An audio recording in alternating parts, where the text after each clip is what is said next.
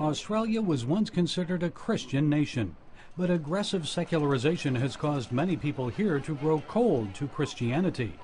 Only about 10% of the population regularly attends church. Yet a number of churches and ministries are becoming more resolute in praying for the nation and desperately crying out to God. Pastor Daniel Nalaya began a prayer movement called Rise Up Australia in response to a dream he had in 2000. Now, more than 10 years later, Christians gather for monthly prayer meetings in 75 Australian cities. These prayer groups are focused on praying to breakthrough. A revolution of love for a national reformation is what we are looking for. And I can smell the fragrance of the rain. I know Australia will come to Jesus in the next 10 years. The goal of Rise Up Australia is to get Christians here to pray for the transformation of their nation. And already, because of prayer, a number of miracles have been reported.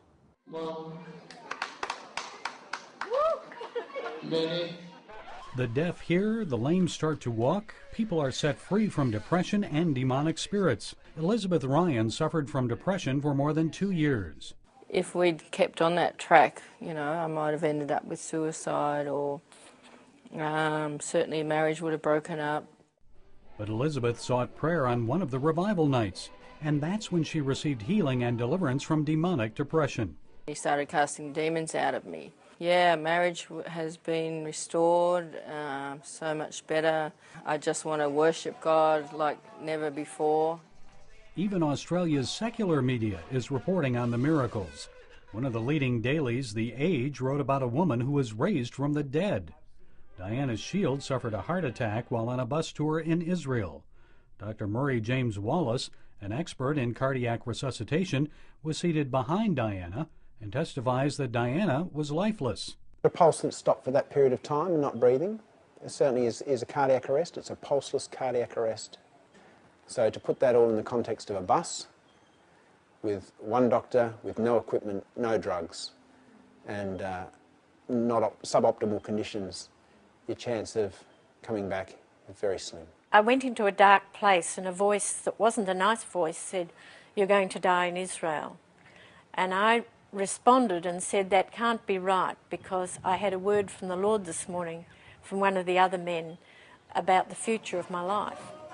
As Dr. James Wallace was trying to revive Diana, Pastor Nalaya began praying.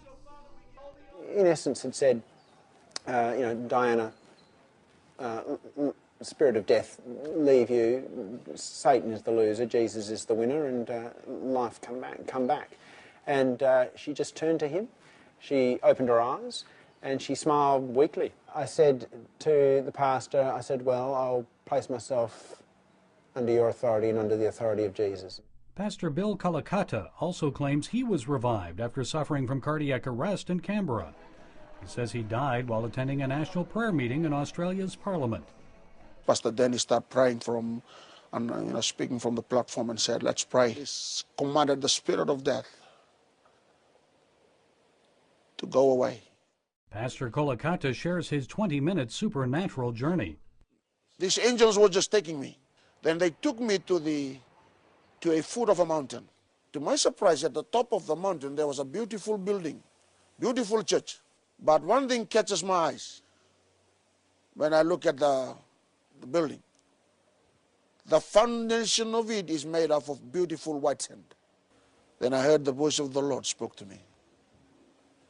I said, son, what are you singing now is the picture of my church in the world. Looks beautiful on the top, but doesn't have any foundation. The foundation is very weak. And today, Pastor Kolakata shares that message with churches and anyone else who will listen. As for Pastor Nalaya, he's convinced God is pouring his Spirit out on Australia after many years of prayer and intercession.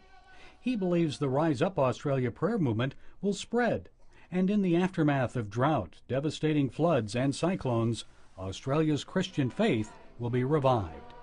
Gary Lane, CBN News, Sydney, Australia.